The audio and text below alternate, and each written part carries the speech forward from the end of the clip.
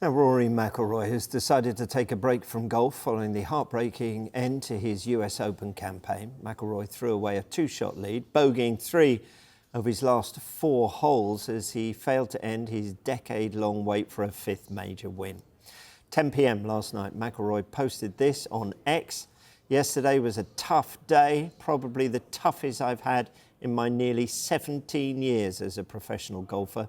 First, I'd like to congratulate Bryson.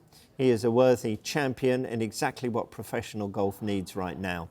I think we can all agree on that. As I reflect on my week, I'll review a few things over the course of the tournament, mostly the 2 missed putts on 16 and 18 on the final day.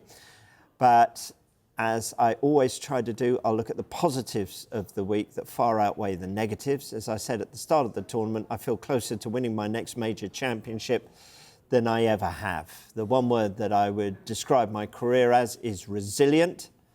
I've shown my resilience over and over again in the last 17 years, and I will again. I'm going to take a few weeks away from the game to process everything and build myself back up for my defence of the Scottish Open and the Open at Royal Troon. See you in Scotland.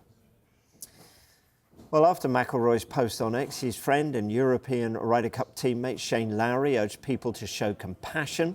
Lowry said this: "From the outside looking in, this game is easy, but in reality, it's the worst game of all. We're very fortunate to get what we do from this game, but over the last 24 hours, it's hit me.